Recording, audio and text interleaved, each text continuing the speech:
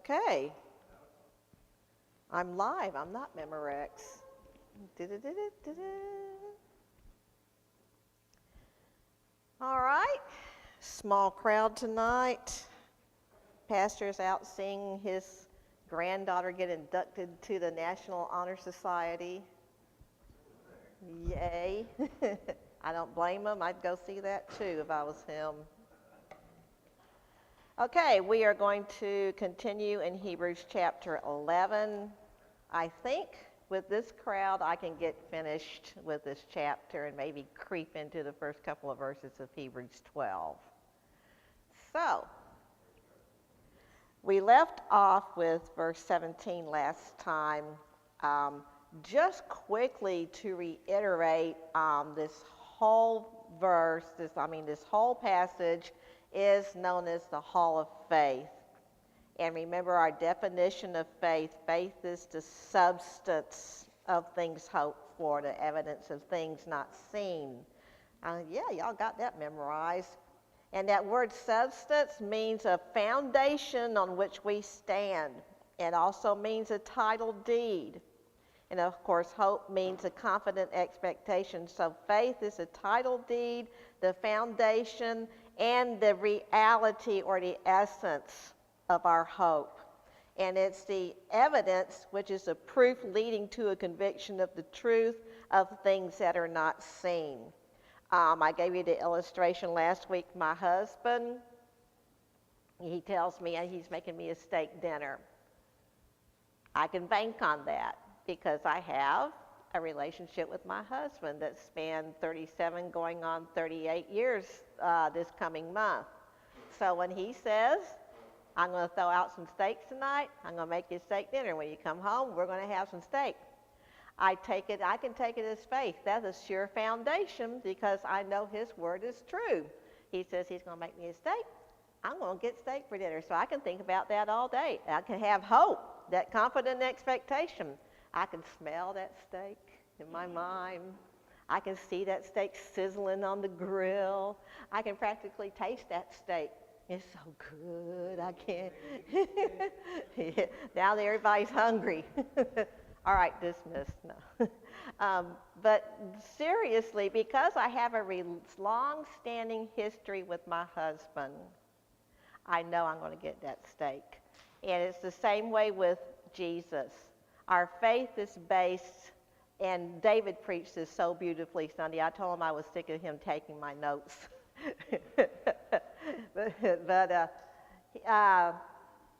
Our faith is based on relationship, well-established relationship. When we have that intimate place with God, we're standing on that sure foundation that all his promises to us are yes and amen.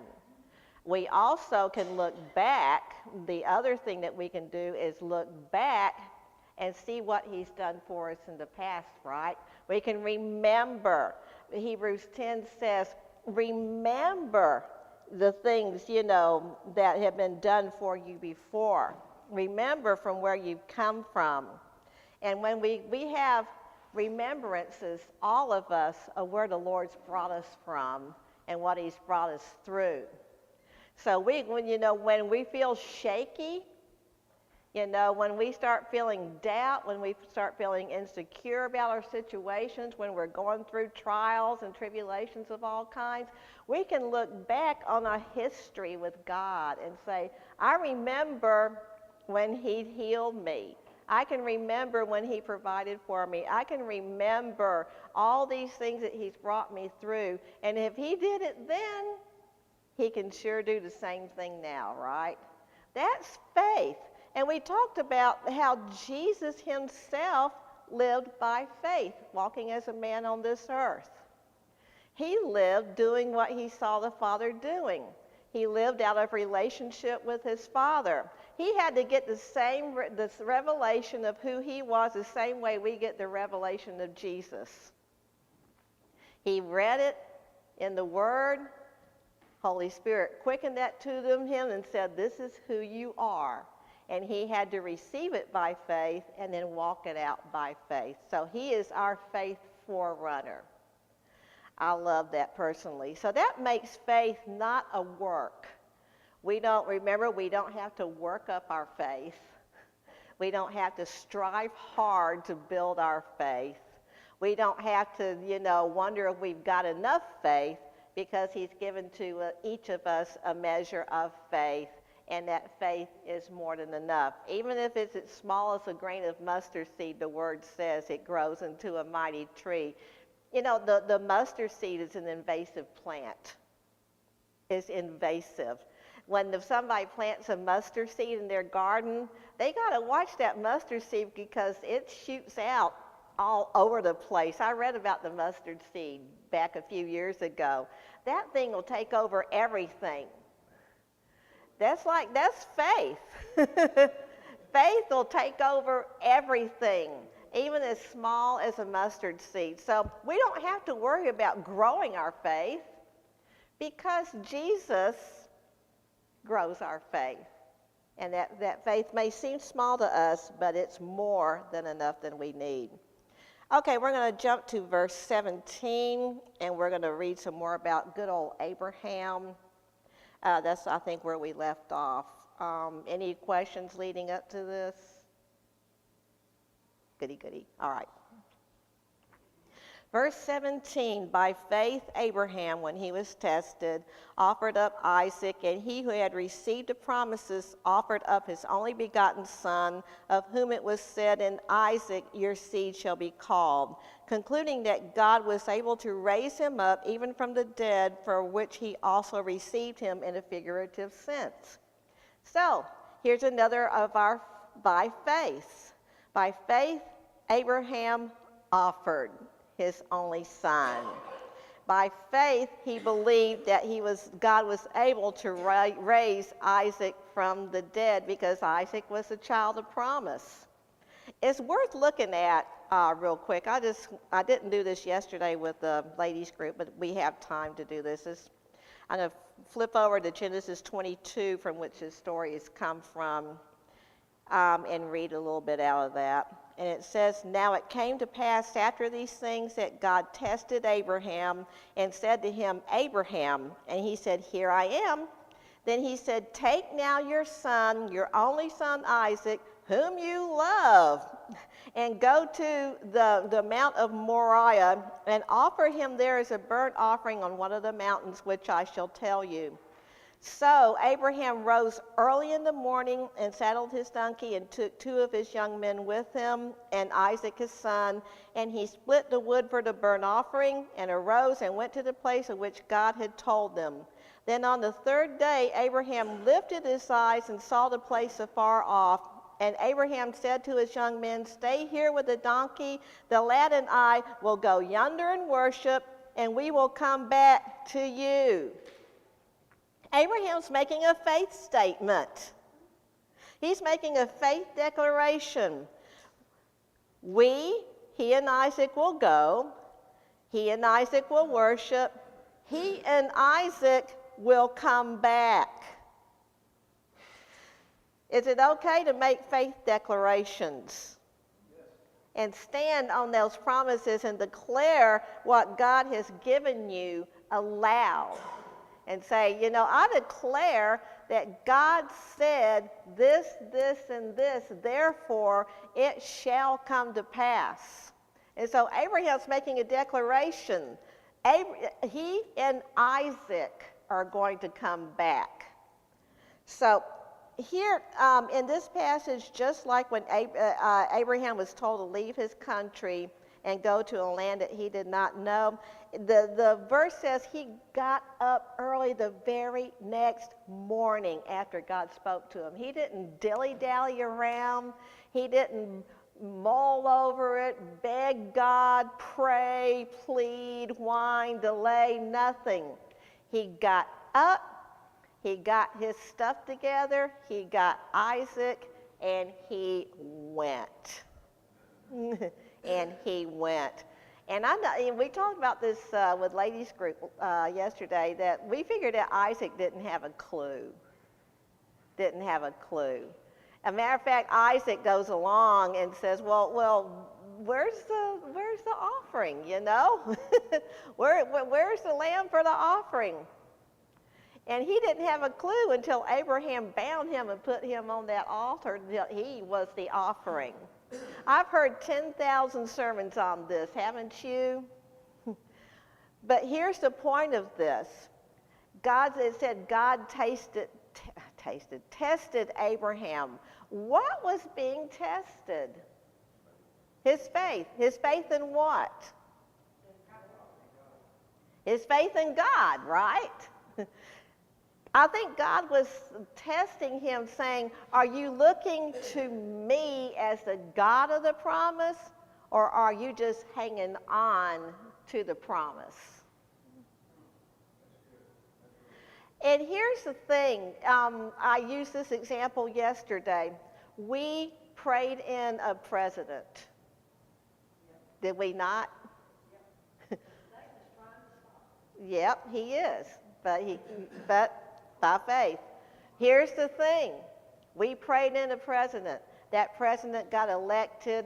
It was a miracle. I mean, it was nothing short of a miracle. God put the man in office.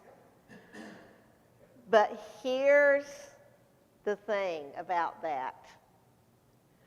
Do we just sit back and say, okay, well, Trump's going to fix it all, and all his cabinet and all his officials, he's got this. Exactly. We can't look at a man to pull us out of the mess, even if God put him in there. Just like Abraham couldn't look to Isaac to fulfill the promises. We cannot look at Trump to fulfill a single promise because he's flesh and blood, and he's going to screw up. He has screwed up. But he's a man. He's fallible, right? We have to continue looking at the God of the promise. God made some promises that America will be saved, that America will be restored, that reformation and revival were coming to this country. And if we sit back and look at Donald, I'm talking to the Facebook mainly, I know that you all know this, but if we sit back and look at Donald Trump to do it, then we're barking up the wrong tree because we're looking to an Isaac. And Isaac's going to fail.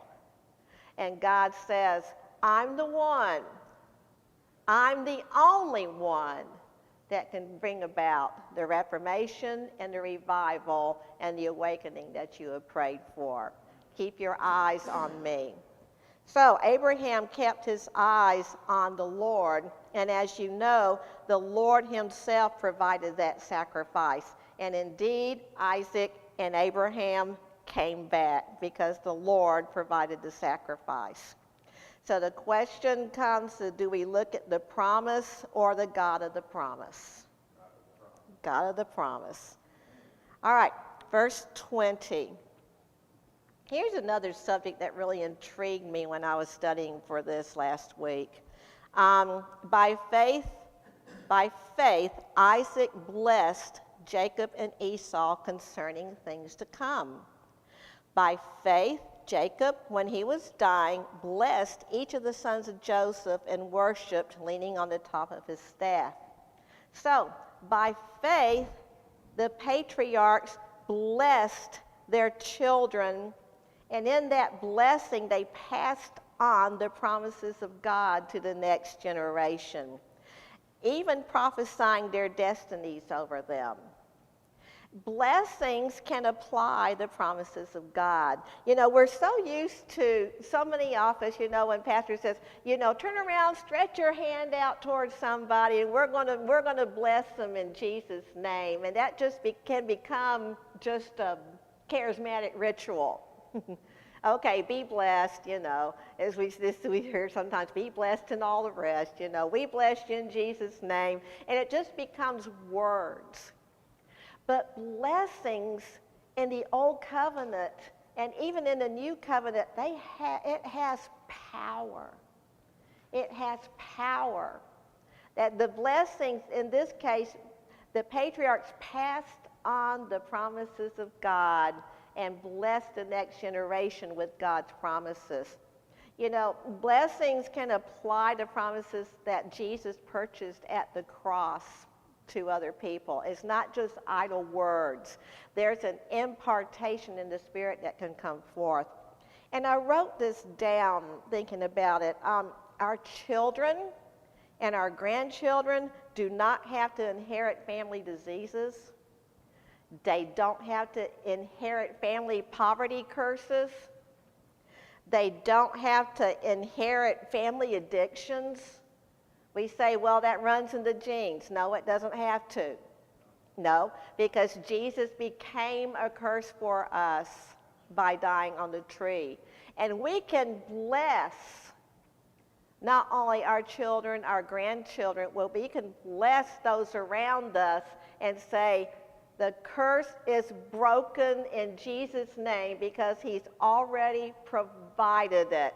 And we can put that blessing in other people's lives. My daughter decided, and she's going to do this for the next granddaughter coming up, but our oldest granddaughter, when she turned 16, it's been 4 years ago, had a blessing ceremony for our oldest daughter. Granddaughter rather. She got all the in-laws and all the outlaws together, and you know, not all of us, you know, we were talking about exes and everything else, but we all gathered together for that night under one roof. She invited my granddaughter's best friends and a couple of the adults that were real influential in their life, and gathered them together. We each bought her a little piece of jewelry. And then we each in turn laid hands on her and blessed her with very specific things that God gave us to bless her with. It was absolutely beautiful. She was not saved at the time. A year later, she gave her life to the Lord. She's been walking with him ever since. But that blessing imparted things into her life. As a matter of fact, since that time, she's on the autistic spectrum. Since that time, a lot of those things have fallen off her. Now, she will always be, you know, her quirky self. I love her quirky self. I told her when she was a lot younger, as a matter of fact, I said, look, your autism is a gift. You have the ability to hyper-focus on what you're interested in. And when God puts you in the right place and where he wants you to be, you'll be able to focus and hone in on that thing and not be distracted like we are with 10 million multitasking things to do. We're over here and we're over there, and we get distracted and pulled off the task. But not that autistic spectrum. Zoom. And I told her, I said, look, this is a gift, this aspect of it. And she's taken that and run with it in the things that she's taken up. She's fixing to go to CNA school. She's already become a caretaker. So, I mean, she's a gifted, talented young lady. That's just one instance of what the blessing can do. What the blessing can do. I have other stories, but for the sake of time, I'm going to skip them.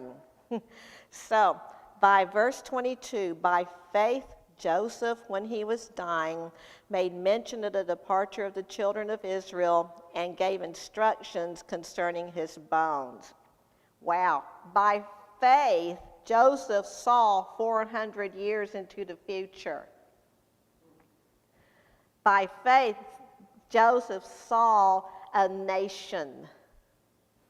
Right? When he prophesied, there were 70 people in his family in Egypt. He saw a nation coming out, and he saw his bones being taken into the land of promise, and he gave instructions in advance by faith. He saw them coming out and possessing the land of promise. So by faith, we can speak into our future. We can speak into our children's future, our grandchildren's future, the future of a nation, of the nations. Expand your faith. Our faith can be expanded by looking at Jesus and daring to speak daring to speak what he tells us. Daring to speak. That's what we do. We just open our mouths and speak what he said and just watch what he does.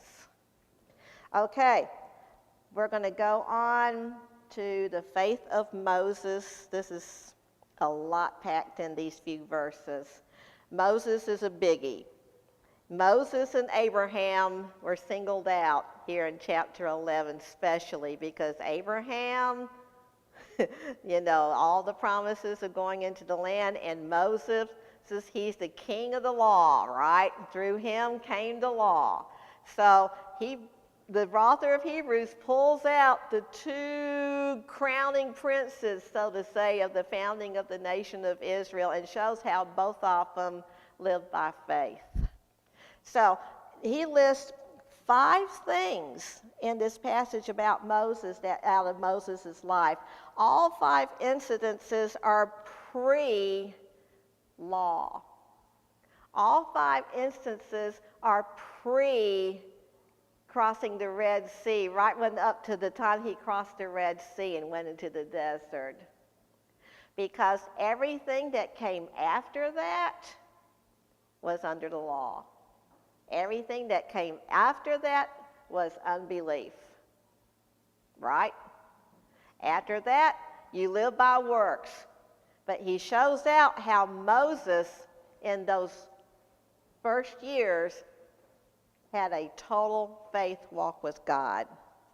All right, let's pull out verse 23. By faith, Moses, when he was born, was hidden 3 months by his parents, because they saw he was a beautiful child, and they were not afraid of the king's command. That's amazing when all the firstborn males were being killed all around you. But they saw something different in Moses. They saw something unique.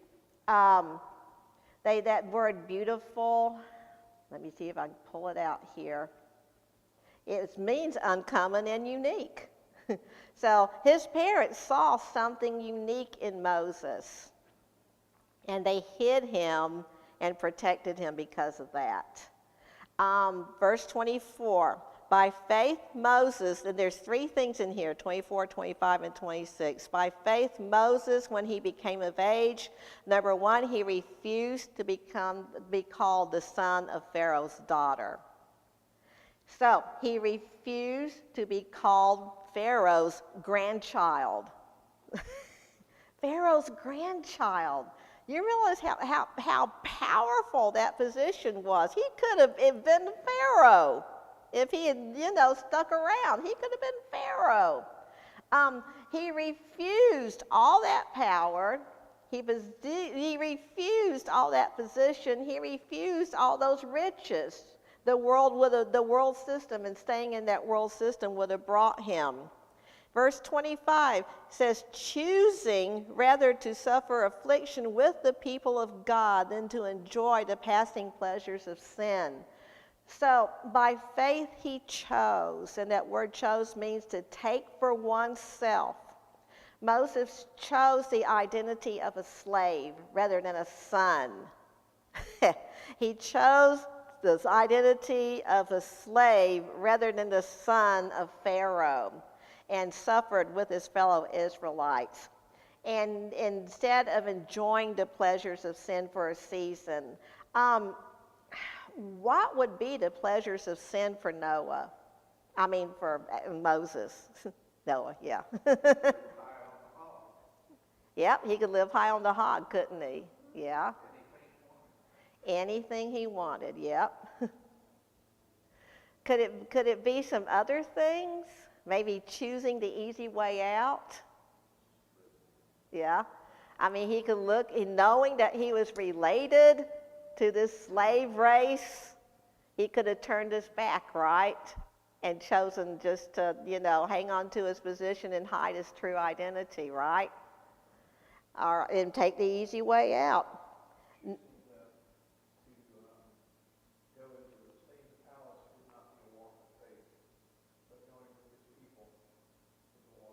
Mm-hmm.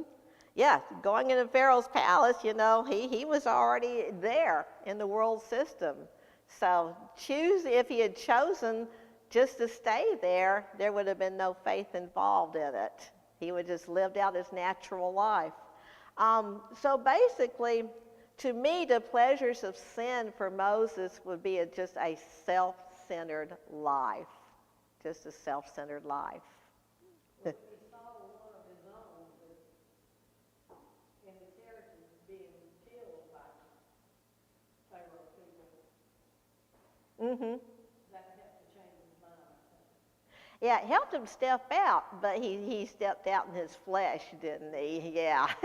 he took it upon his own strength to try to fix the situation at hand, and he did indeed. Okay, so faith may lead you like Moses to the backside of a desert. Oh, really? What happened to all these blessings? It may lead you into a wilderness of not having any friends. Oh, that doesn't sound good. It may lead you into a place of difficulties and of lowly places where nobody recognizes who you are. That's what happened with Moses, right? But in the middle of that, we can feast on the Jesus that's inside of us. We can feast on Jesus that lives inside of us. Our insides don't have to match our outside situation. And I think of Brother Jim, it don't matter how the man feels when he comes in here. He probably feels like crap a lot of Sundays, He comes in tired, exhausted, He's battled a whole lot of, different naggy physical issues. But you ask him how he is, I'm blessed and highly favored. Why? He's feasting despite outward difficulties and trials. He's feasting on the Jesus inside of him all the time. And that's the way, Moses had to learn that lesson. You have to feast on what's inside of you rather than your difficulties and situations. All right, so it also says in verse 26, esteeming the reproach of Christ greater riches than the treasures in Egypt, for he looked for the reward. That word esteem means made a governmental leadership decision. Interesting. The man was in government already, right? Being Pharaoh's grandchild. So he turns and makes a government leadership decision to be identified as an outcast. That's being the reproach of Christ, is Christ was an outcast. Moses became an outcast. He made a leadership decision to be an outcast.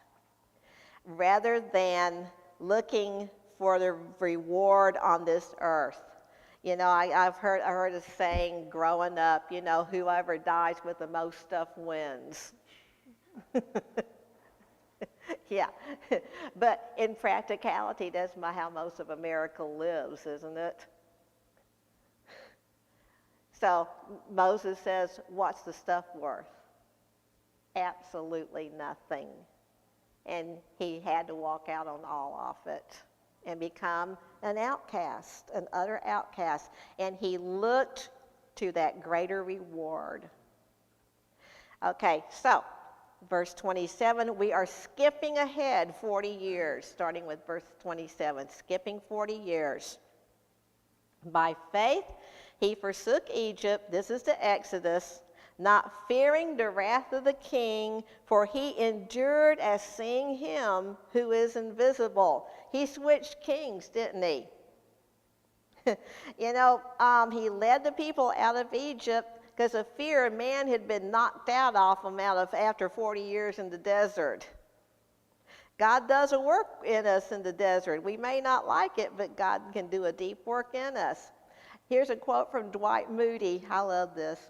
Moses spent 40 years thinking he was somebody, 40 years learning he was a nobody, and 40 years discovering what God can do with a nobody. I like that 40 years of discovering what God can do with a nobody. It's a good place to be. And let's see, verse 28, by faith he kept the Passover and the sprinkling of blood, lest he who destroyed the firstborn should touch him. By faith, that first Passover was kept, not by law. By faith, the law had not been given. This is the only Passover in history that was pre-law. And it was the only Passover in history that literal bloodshed was prevented by the slaying of the lamb. Okay, by faith, they passed through the Red Sea and by dry land, whereas the Egyptians attempting to do so were drowned. So, can you imagine the Red Sea parting and the people are looking and going, you know, well, they may have gone on foot, but you know, what if I step my foot in here and then, you know, all the water comes back, you know. They may have gotten across, but what about me? What about me? So it's not only the faith of Moses, every single person that passed through that Red Sea had to pass through by faith. By faith that water wasn't going to touch them because God himself was bringing them out. God himself was bringing them out. And then they went really quick after that to murmuring and complaining, and then the law. So that's why these instances are pulled out to demonstrate walking by faith and not by works. Okay, moving on. Interesting passage here in verse 30. Any questions, comments, concerns? Okay. Because when he offered his son as a part of the blood covenant, really, that's an extension of that. Mm-hmm. In blood covenants, if between two families or two cities, if one does this good for you, you have to come back and do better than they did to them. Mm-hmm. And that's exactly what God did with Jesus. Yes, he did. He topped it off. He did indeed. Most excellent. He did indeed. I love that. All right, verse 30. This is interesting. He just lists real quickly a whole bunch of other Old Testament heroes of the faith. Some of these can leave you scratching your head. Why in the world are these people included in the hall of faith? And he just finished talking about Abraham and Moses and Noah and all these great heroes of the faith. And here he comes with this list. Starting in verse 30, by faith the walls of Jericho fell down after they were encircled for 7 days. By faith, the harlot Rahab did not perish with those who did not believe when she had received the spies with peace. And what more shall I say? From the time would fail me to tell of Gideon and of Barak and Samson and Jephthah, also of David and Samuel and the prophets, who through faith subdued kingdoms, worked righteousness, obtained promises, stopped the mouths of lions, quenched the violence of fire, escaped the edge of the sword, out of the weakness was made strong, became valiant in battle, turned to flight the armies of aliens. Women received their dead raised to life again. Oh my gosh, he's got Samson lumped in with David. He's got Rahab lumped in with Samuel. What's the deal? Some of these are very interesting characters. Rahab was, of course, a prostitute. Gideon was a coward. Samson was Samson was just cray-cray, people. I went back, it's been about a month or so ago. About 2 months ago, I was going through the Bible from cover to cover, and I got across Samson's story. That man was just a loose screw. I mean, let's face it, he was a womanizer. He had a hair-trigger temper. He was just off. He was off the chain, folks. I mean, somebody should have chained him up, and eventually he did get chained up. But, I mean, the man was cray-cray. And here he is in the Hall of Faith. Jephthah. You remember the story of Jephthah? He goes off to fight a battle on behalf of the Israelites. And he makes a vow as he goes out to battle. He says, Lord, if you give me the victory, the first thing that comes out of my door, I will offer to you as a burnt offering, a sacrifice. Jephthah makes a rash vow. He's victorious. He comes home, and who meets him at the door with song and dance? His daughter. His daughter. Guess what? Jephthah made a rash vow. His feet were in the fire. He had to keep that vow. Yes, sir. Yeah. Yeah. Here's Jephthah, saying stupid stuff, and it cost him a child. It cost him a child. Yet all these are mentioned by name in the Hall of Faith. In the Hall of Faith. Doesn't that give you hope? I mean, David the Great.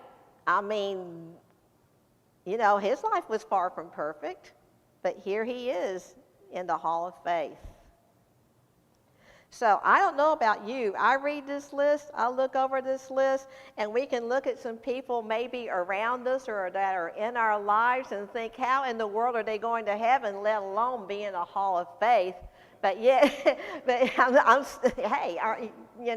they've screwed up so many times. How in the world can they be accounted faithful? But God sees the heart of faith. He sees people that pick themselves up time after time after time and then time after time and say, Jesus,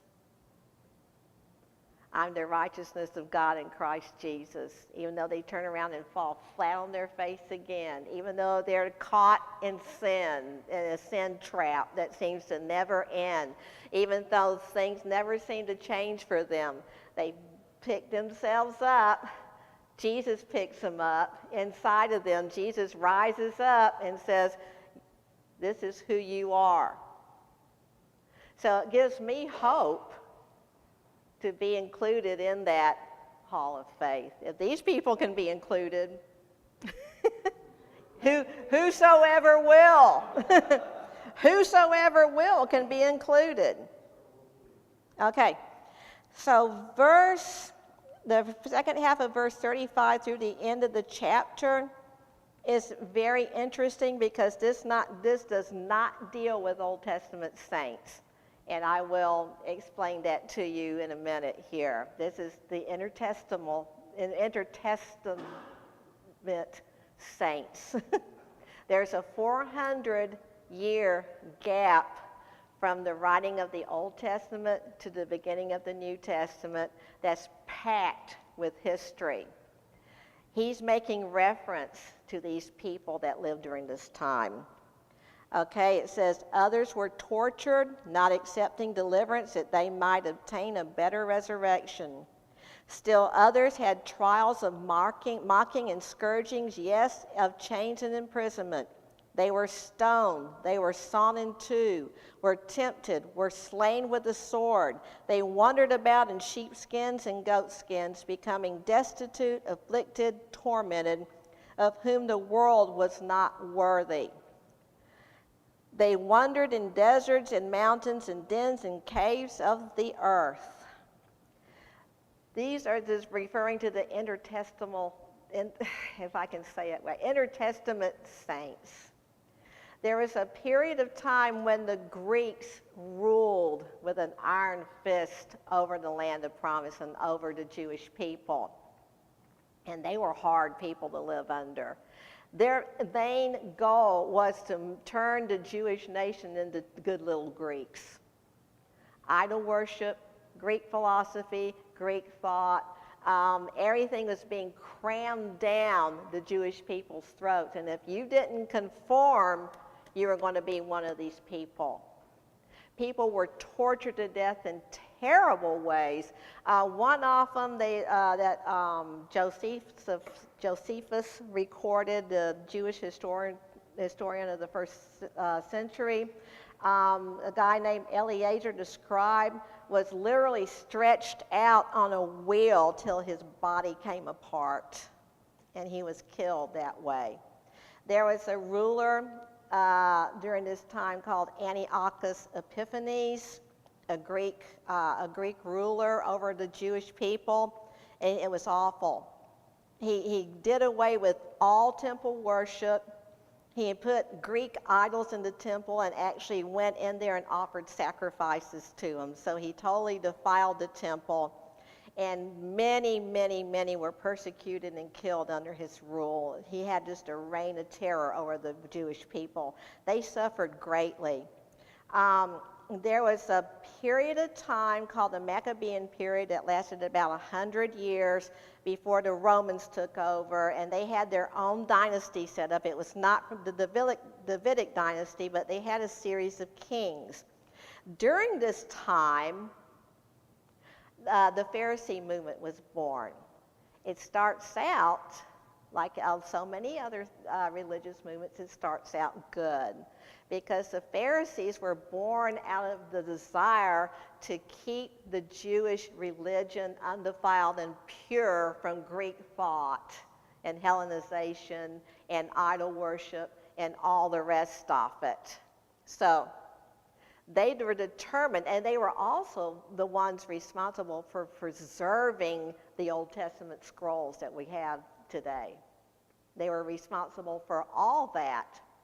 And of course, by the time of Jesus, we know what they turned into, just law, but they start out good. And during this time, they would have been counted as heroes of the faith.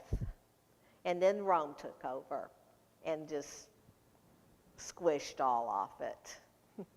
But these are the people that were talked about. These were also, even though they're not recorded in the Old Testament, these were also from generation to generation to generation heroes of the faith. And look what's said about them in this last verse, 39 and 40. And all these, having obtained a good testimony through faith, did not receive the promise. God having provided something better for us, that they should not be made perfect, in other words, complete, apart from us. All of these, all the Old Testament saints, all the Intertestament saints, the promise was passed from generation to generation to generation to generation of a better kingdom, a better reward. But that war did not come until the time and right before this book was written, the book of Hebrews. And that came through the birth, the death, and the resurrection of Jesus Christ. The eternal kingdom met earth. And so together, he's saying, together with them, we have been made now complete in him.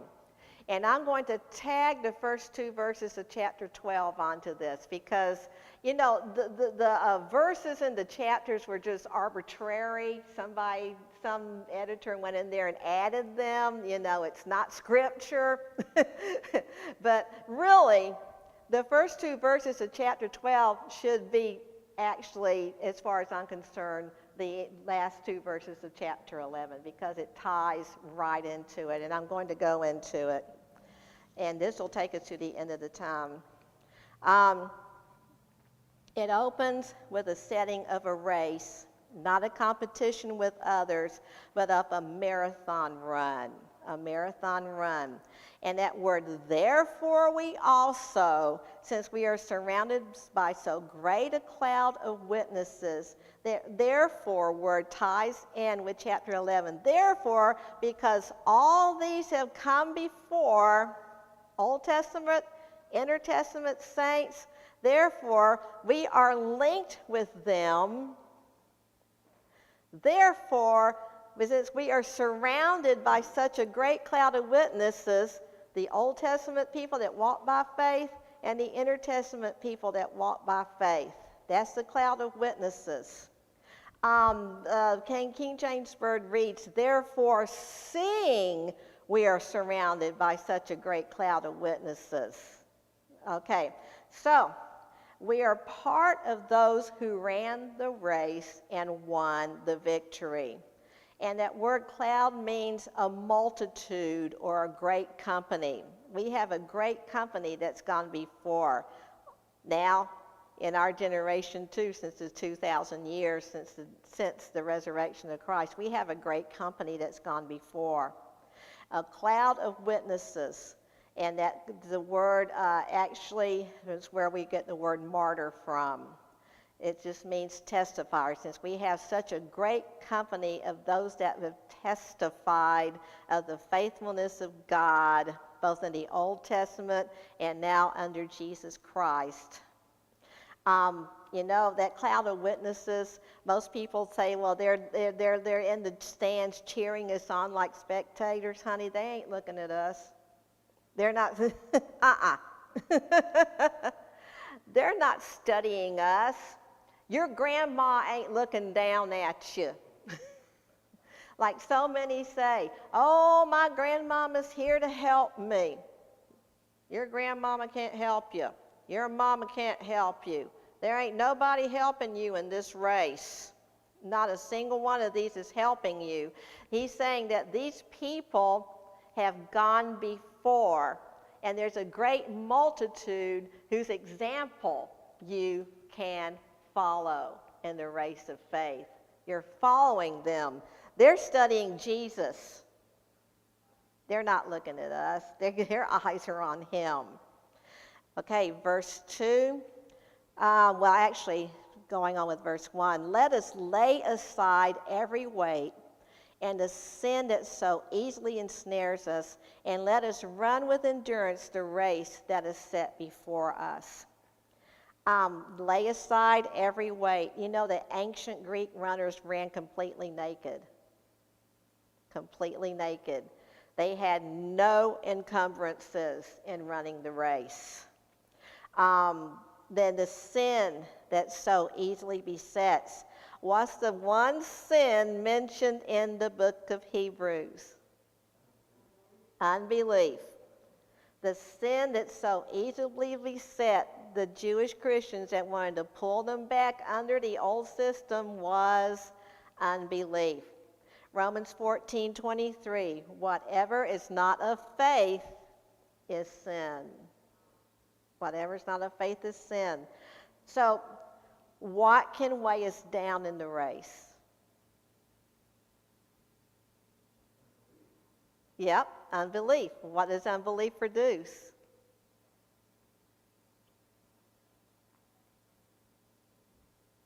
All right. Disfellowship with God, yeah.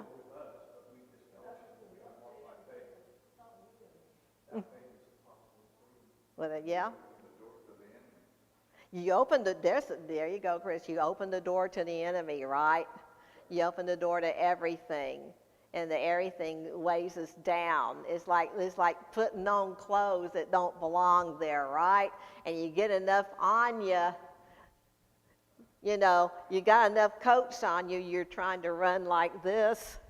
You're going practically nowhere fast, right? So, lay aside everything that keeps us from running this race. In verse 2, it says, looking unto Jesus, the author and finisher of our faith, who for the joy that was set before him endured the cross, despising the shame, and has sat down at the right hand of the throne of God. Looking to Jesus, he's the finish line of the race. He's the finish line. We keep our eyes on him. What happens when a runner looks to the side or over his shoulder? Slows down and can trip and fall, right? We've seen that on TV in the Olympics. Somebody looking over their shoulder. They're ahead. There's the finish line. He looks over the shoulder to see how close number 2 is. Poop. Down on your face. So, I mean, we're to look straight ahead. We're not to look at how somebody else is running their race. That's between them and God.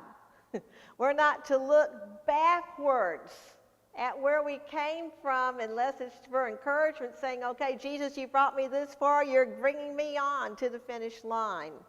So we can't look back to our old life in any shape, form, and fashion. And this is neat. Jesus is the author and the finisher of our faith. So who is it up to? Him. Author means originator, founder, prince, or leader of our faith. He's the author. He started it. He's the finisher of it. He's the perfecter, the completer, and the maturer of our faith. So it's not up to us to scrounge up faith. We already have all the faith that we need. Jesus started it. Jesus is going to finish it. And for the joy set before him. You know, Jesus also finished his race on this earth totally naked. Just like those Greek runners. He hung on that cross naked for you and me. Just like the Greek runners. He ran for the joy set before him, and he finished the race. And what was the joy set before him? Isaiah 53. Flip over to there. The joy set before him.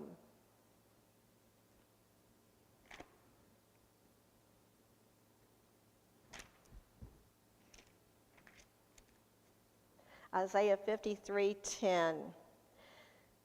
Yet it pleased the Lord to bruise him. He has put him to grief. When you make his soul an offering for sin, he shall see his seed. He shall prolong his days, and the pleasure of the Lord will prosper in his hand. See, so, I mean, we are his seed. That's the joy that was set before him, is us. The joy set before him in finishing that race to the cross was the birth of the church. It was all of us together. He despised the shame. He disregarded it. He looked down upon it because he had his eyes on a prize, and that prize was finishing the race so that God would have many sons and daughters in the earth. And guess what? When he died, it says he led captivity captive and led men in his train. He went and got all those saints that went before. He got them all and took them with him into heavenly places. So they, together with us, are one. Okay, that's as far as I'm going to go. Any questions or comments?